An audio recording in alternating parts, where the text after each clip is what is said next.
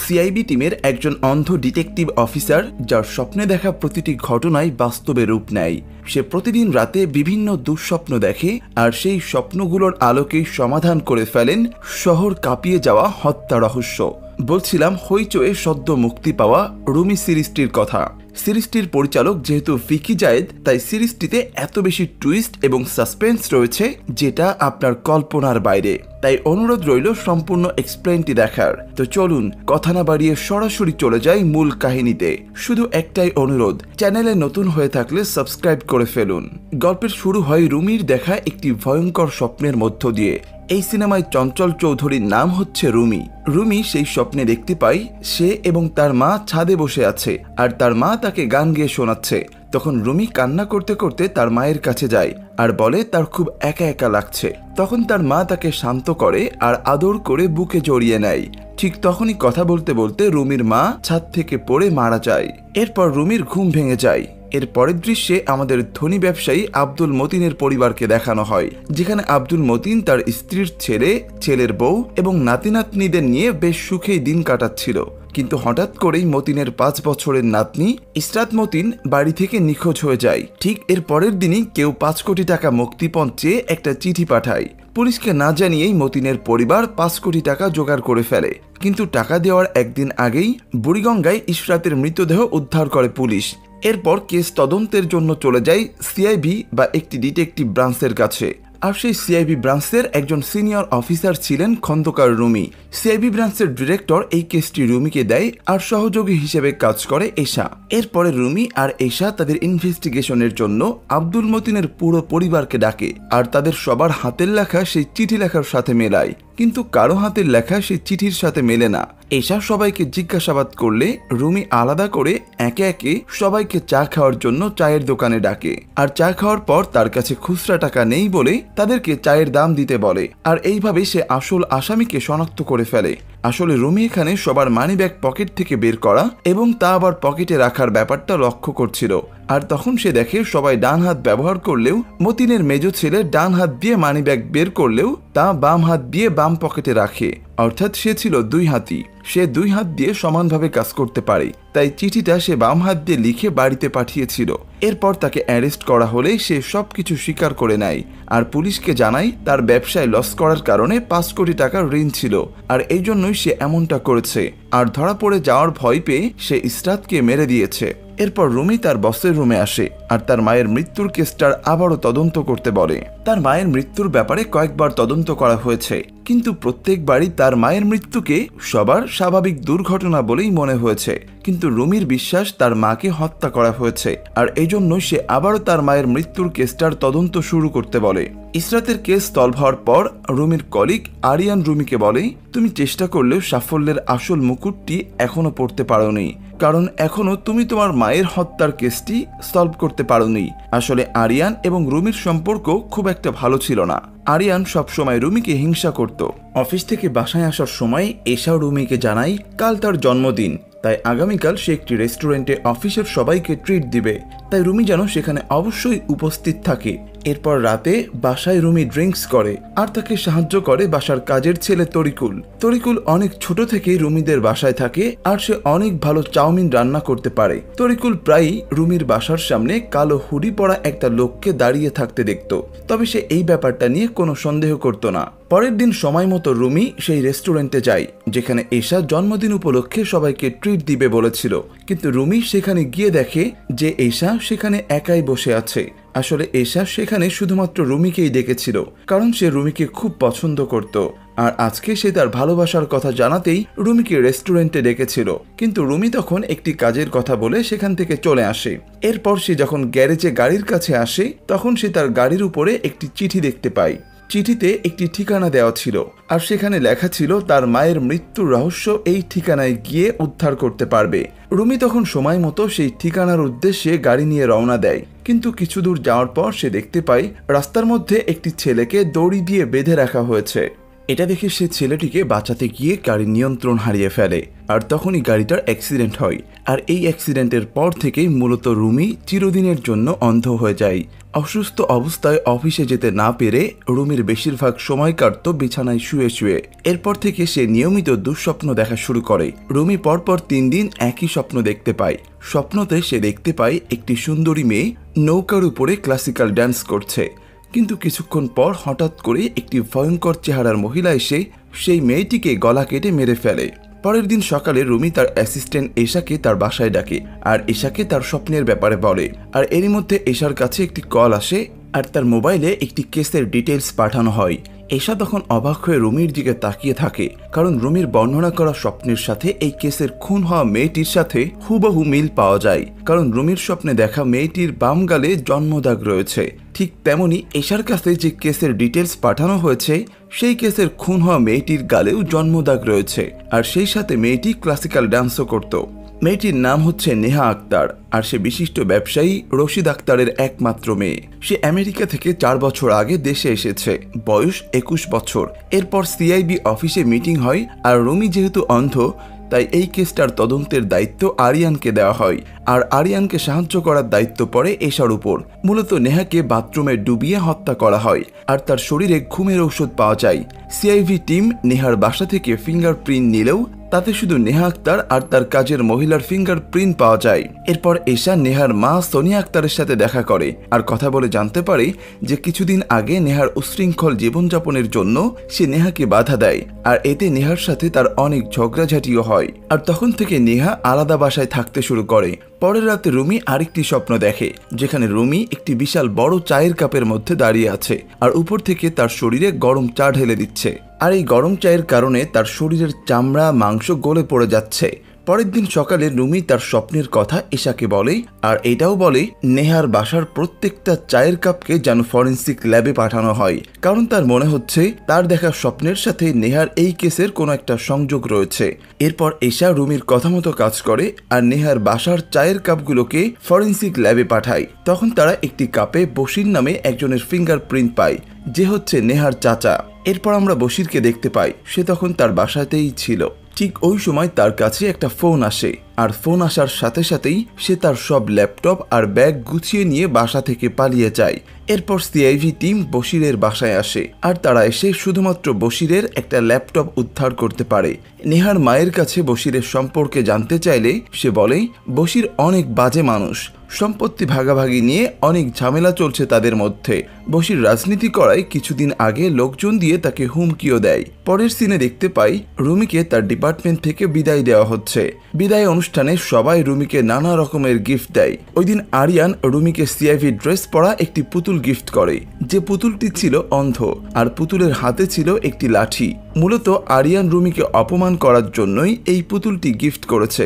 পরের দিন রুমি আবারও একটি স্বপ্ন দেখে আর এবারের স্বপ্নে সে তার বাসার সামনে দাঁড়িয়েছিল, কিন্তু বাসার সামনে টেমপ্লেটে লেখা ছিল স্নিগ্ধা, অথচ রুমিদের বাসার নামটা তার মায়ের নামে অর্থাৎ আয়েশা নামে হওয়ার কথা। সে যখন বাসার ভিতরে ঢোকে তখন সে পুরো দেয়াল জুড়ে ছবি লাগানো দেখতে পায়। সেই ছবিগুলোতে প্রতিটা মানুষের চেহারা ছিল অস্পষ্ট, শুধুমাত্র রুমির মায়ের ছবিটি ছিল স্পষ্ট। এরপর রুমি বাসা থেকে বের হতে গেলে দরজা বন্ধ হয়ে যায় আর পুরো ঘর ধোঁয়া দিয়ে ভরে যায়। রুমি তখন অজ্ঞান হয়ে ফ্লোরে পড়ে থাকে। এশাকে পুরো স্বপ্ন বলার পর সে বলে হয়তো নেহা অথবা তার খুনি নেশাগ্রস্ত ছিল আর এইটাই এখন তাকে খুঁজে বের করতে হবে। যেখানে রুমি এবং এশা বসে কথা বলছিল তার একটু দূরে কালো হুডি পরা কেউ একজন দাঁড়িয়েছিল আর সে তাদের উপরে নজর রাখছিল। এরপর এশা নেহার মা অর্থাৎ সোনিয়ার সাথে আবারও দেখা করে আর তখন সে এশাকে জানায় নেহা ড্রাগ অ্যাডিক্টেড ছিল, সে সবসময় নেহাকে নেশা করতে মানা করত আর তাই এই বিষয়টা নিয়ে তাদের মধ্যে ঝগড়া হতো।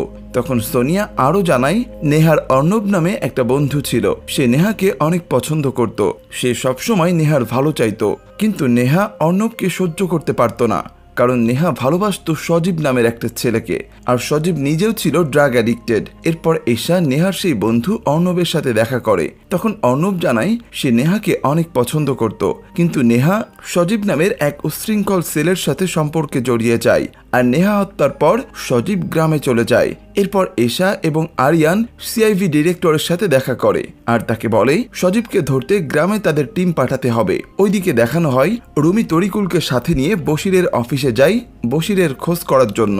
আর এই ফাঁকে কালো হুডি পরা সেই লোকটি রুমির বাসায় ঢোকে আর তার মদের বোতলে কিছু একটা মিশিয়ে চলে যায়।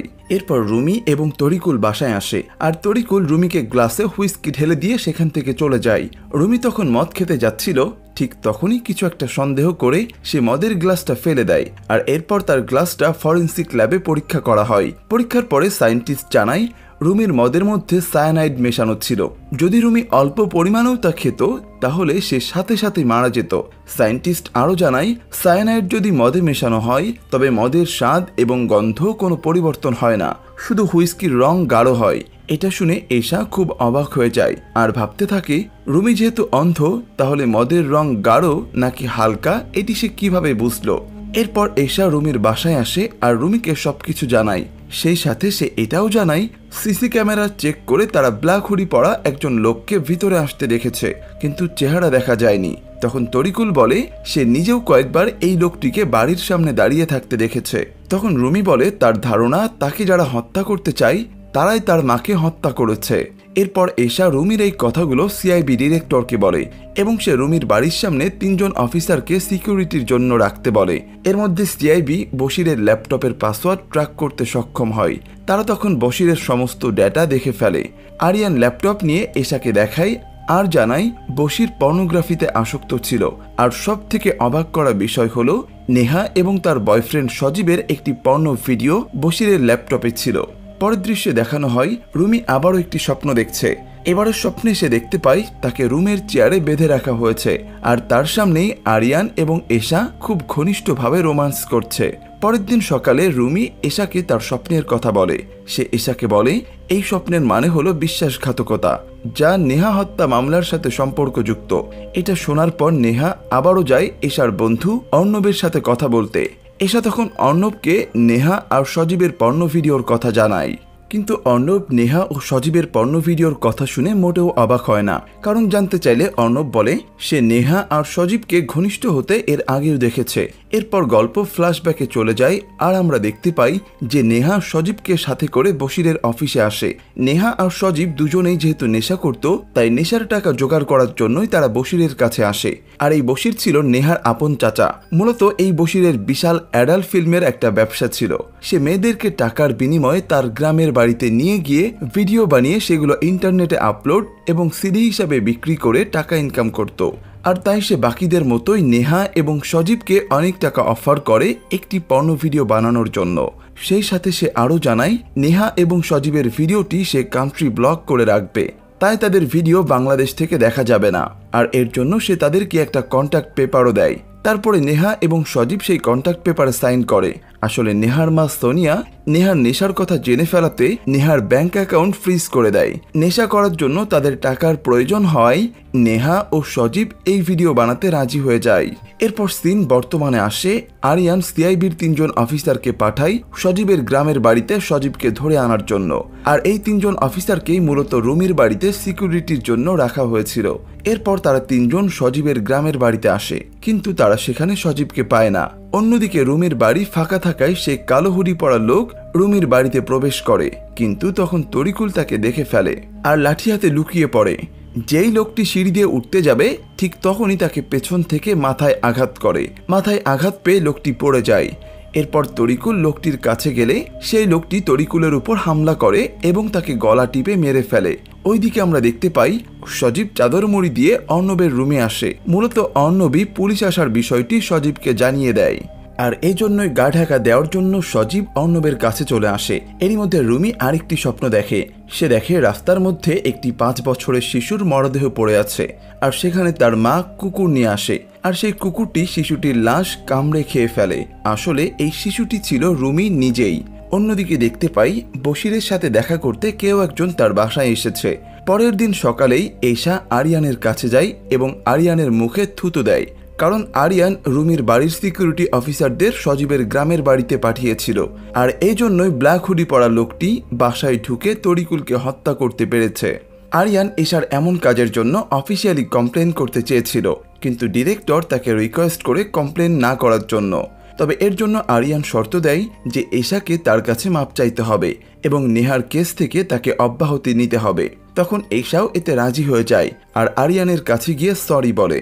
এরপর দেখা যায় সজীব হাতে দা নিয়ে অর্ণবকে সাথে করে বশিরের গোপন বাড়ির উদ্দেশ্যে রওনা দেয়। অর্ণব সজীবকে এই বাড়ির সম্পর্কে জিজ্ঞাসা করলে সে বলেই এই বাড়িতেই বশির তাদের পর্ন ভিডিও বানিয়েছিল, কারণ এই বাড়ি জঙ্গলের গভীরে হওয়ায় কেউই জানে না এই বাড়ির কথা। তারপরে তারা বাড়ির ভিতরে প্রবেশ করে দেখে কেউ একজন বশিরকে তাদের পৌঁছানোর আগেই মেরে ফেলে রেখে গেছে, ঠিক যেভাবে নেহাকে বাথরুমে ডুবিয়ে হত্যা করা হয়েছিল। ভয় পেয়ে তারা দুজন সেখান থেকে পালিয়ে যায়। অন্যদিকে রুমি আর এশা কথা বলছিল। রুমির ধারণা নেহা গর্ভাবস্থায় থাকাকালীন তার মা নেশা করত, তাই নেহাও নেশাগ্রস্ত হয়েছে, কিন্তু এশা বলে সোনিয়াকে দেখে এমনটা মনে হয় না। এরপর রুমি এবং এশা সোনিয়ার সাথে দেখা করে। রুমি কৌশলে জেনে নেয় সোনিয়ার বাড়ি ময়মনসিংহ। রুমি এশাকে আগেই বলে রেখেছিল নেহার মেমোরি ভিডিও বানানোর কথা বলে সোনিয়ার থেকে নেহার সমস্ত ছবি কালেক্ট করার জন্য, কিন্তু সোনিয়া এশাকে নেহার 5 বছরের আগের কোনো ছবি দিতে পারেনি। তখন কথার এক ফাঁকে সোনিয়া বলে ফেলে নেহার ছোটবেলায় প্যারালিটিক পোলিও হয় আর তার চিকিৎসার জন্য তারা আমেরিকাতে চলে যায়। আর এরপর নেহা সুস্থ হলে তারা আবার দেশে ফিরে আসে। নেহার মায়ের এই কথাগুলো শোনার পর রুমির খটকা লাগে, কারণ নেহা ক্লাসিক্যাল ডান্স করত, তাই তার যদি প্যারালিটিক্যাল পোলিও হতো তবে সে কখনোই ক্লাসিক্যাল ডান্স করতে পারতো না। এরপর রুমি তার স্বপ্নের কথা ভাবে যেখানে তার মা লাশটিকে কুকুর দিয়ে খাওয়ায়। তাই সে এশাকে বলে ময়মনসিংহের রিহ্যাব সেন্টারগুলোতে খোঁজ নেওয়ার জন্য আর বের করার জন্য সেখানে কখনো স্নিগ্ধা নামের কেউ ভর্তি হয়েছিল কিনা। ওইদিকে সজীব এবং অর্ণব পালিয়ে যাওয়ার সময় পুলিশ তাদেরকে ধরে ফেলে আর তাদেরকে সিআইবি অফিসে নিয়ে আসে। সেখানে তাদের দুজনকে প্রচণ্ড মারধর করা হয়। তখন সজীব আরিয়ানের কাছে সব কথা বলে দেয় আর জানায় তারা টাকার জন্য পর্ন ভিডিওগুলো বানিয়েছিল। অন্যদিকে আমরা দেখতে পাই ময়মনসিংহের একটি রিহ্যাব সেন্টারে স্নিগ্ধা আলম নামের একজন মহিলার রেকর্ড পাওয়া যায়। সেখানে এশা এবং রুমি গিয়ে পুরনো অ্যালবামের নেহা আর তার আসল মা স্নিগ্ধা আলমের ছবি দেখতে পায় এবং পরিষ্কার হয়ে যায় যে সোনিয়া নেহার আসল মা না। এরপরে সিআইবি সোনিয়াকে গ্রেফতার করে এবং আরিয়ান সোনিয়াকে জিজ্ঞাসাবাদ শুরু করে। তখন সোনিয়া সব কথা বলতে শুরু করে। আসলে সোনিয়া সম্পত্তির লোভে রশিদ নামের একজন বয়স্ক ব্যবসায়ীকে বিয়ে করে, কিন্তু যখন সে বুঝতে পারে যদি তাদের কোনো সন্তান না হয় তাহলে সোনিয়া এই সম্পত্তির কিছুই পাবে না, তাই সে দ্রুত গর্ভবতী হয়ে যায় এবং একটি সন্তানের জন্ম দেয়। আর তার আসল মেয়েটির নাম ছিল নেহা, কিন্তু তার আসল সন্তানটি অসুস্থ হয়ে জন্ম নেয়, যার কারণে অসুস্থ সন্তানের প্রতি তার কোনো ভালোবাসা ছিল না। মূলত সে সম্পত্তি হাতিয়ে নেওয়ার জন্যই সন্তান জন্ম দেয়, কিন্তু সন্তানটি অসুস্থ হওয়ার কারণে সে তার সন্তানকে অবহেলা করতে থাকে, যার কারণে রশিদ সাহেব বিষয়টি বুঝতে পেরে তার সমস্ত সম্পত্তি তার মেয়ের নামে উইল করে দেয়। যে উইলে বলা হয় যে 21 বছরের আগে তার সব সম্পত্তি তার গার্ডিয়ান হিসেবে সোনিয়া দেখাশোনা করবে, আর যদি 21 বছরের পূর্বেই নেহা মারা যায় তাহলে সমস্ত সম্পত্তি ট্রাস্টে চলে যাবে, অর্থাৎ অনাথ আশ্রমে দান করে দিতে হবে। আর 21 বছর পরে নেহা তার সম্পত্তি পুরোপুরিভাবে গ্রহণ করবে। এই উইল হওয়ার পরে সোনিয়া অনেক হতাশ হয়ে যায়, কিন্তু কিছুদিন পরেই তার হাতে একটি সুযোগ আসে, কারণ উইল করার কিছুদিনের মধ্যেই রশিদ মারা যায় আর সেই সাথে তার মেয়ে নেহা আরও অসুস্থ হয়ে পড়ে। ডাক্তার সোনিয়াকে জানায় নেহা যে কোনো সময় মারা যেতে পারে। তখন সোনিয়া ভাবে এখন যদি নেহা মারা যায় তাহলে তার সমস্ত সম্পত্তি এতিমখানায় চলে যাবে, আর এজন্য সে তার আসল মেয়ে নেহাকে বাথরুমে ডুবিয়ে মেরে ফেলে এবং লাশ বাড়ির পিছনে কবর দিয়ে দেয়। তারপরে সে গোপনে ময়মনসিংহের উড়িয়া থেকে স্নিগ্ধা আলমের মেয়েটিকে খুবই অল্প টাকায় কিনে নিয়ে আসে এবং তারপরে সে তার মেয়েকে নেহা নাম দিয়ে আমেরিকাতে চলে যায়। আর যখন নেহার ছোটবেলার চেহারা সবাই ভুলে যায় তখন সে নেহাকে নিয়ে আবার দেশে চলে আসে, কিন্তু দেশে আসার পর নেহা উচ্ছৃঙ্খল জীবনযাপনের সাথে জড়িয়ে যায়। তাই সোনিয়া নেহাকে বলে নেহার সমস্ত সম্পত্তি তার নামে লিখে দিতে, কিন্তু নেহা তাতে রাজি হয় না আর এ নিয়ে তাদের মধ্যে ঝামেলা সৃষ্টি হয়। এরপর সোনিয়া নেহাকে 50 লক্ষ টাকা অফার করলেও নেহা তাতে রাজি হয় না, কারণ তার পুরো সম্পত্তিটাই চাই, কারণ সে মাদকাসক্ত হওয়ায় তার প্রচুর টাকার প্রয়োজন হতে থাকে। আর এরই মধ্যে সোনিয়া তার দেবরের সাথে একটা সম্পর্ক গড়ে তোলে আর সে বশিরকে ব্যবহার করে কৌশলে নেহার পর্ন ভিডিও বানায় আর এই ভিডিওর মাধ্যমে বশিরকে দিয়ে বারবার নেহাকে ব্ল্যাকমেইল করায়, কিন্তু কোনো কিছুতেই কাজ হচ্ছিল না। তাই অবশেষে বাধ্য হয়ে সোনিয়া একদিন নেহার ফ্ল্যাটে যায়। এবং তার কফিতে ঘুমের ঔষধ মিশিয়ে তাকে ঘুম পাড়িয়ে দেয় এবং তাকে বাথরুমে নিয়ে গিয়ে পানিতে ডুবিয়ে মেরে ফেলে। আর তারপর সে সেখানে ইচ্ছা করেই বশিরের ব্যবহার করা একটা কাপ রেখে আসে, যাতে করে পুলিশ ফিঙ্গারপ্রিন্ট পেয়ে বশিরের পেছনে লাগে। আর নেহাকে মারার আগেই সোনিয়া আরো একটি প্ল্যান সাজিয়ে রাখে। সে জানতো 21 বছর হওয়ার আগেই নেহাকে মেরে ফেললে তার সমস্ত সম্পত্তি এতিমখানায় চলে যাবে। তাই সে নেহার মারার আগে প্ল্যানিং করে নিজেই সেই এতিমখানাটি কিনে নেয়, যাতে ডোনেট করা সব অর্থ তার কাছেই থেকে যায়। আর এরপরে নেহার মৃত্যুর পর বশির অনেকটা ভয় পেয়ে যায়, যার কারণে সোনিয়া বশিরের গোপন বাড়িতে চলে আসে।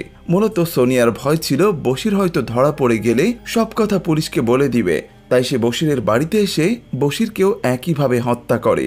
যাই হোক, নেহার কেসটার সমাধান হওয়ায় পুরো কৃতিত্ব দেওয়া হয় এশাকে, যার কারণে আরিয়ান আরও রেগে যায়। এরপর সিআইবি ডিরেক্টর আরিয়ানকে জানায় ইনকোয়ারি টিম রুমির জবানবন্দি নিতে পারে, আর এতে আরিয়ান ফেসে যেতে পারে। তাই সে আরিয়ানকে বলে সে যেন রুমির সাথে সকল ভুল বোঝাবুঝি ঠিক করে নেয়। তখন আরিয়ান জানায় তার এই ব্যাপার নিয়ে চিন্তা করতে হবে না, সে সবকিছুই সামলে নেবে। আর এরপর আমরা দেখতে পাই আরিয়ান সেই ব্ল্যাক হুডি পরা লোকটিকে নিয়ে রুমির বাসার নিচে আসে, আর সে লোকটিকে বলে এবার যেন সে রুমিকে একেবারেই মেরে ফেলে।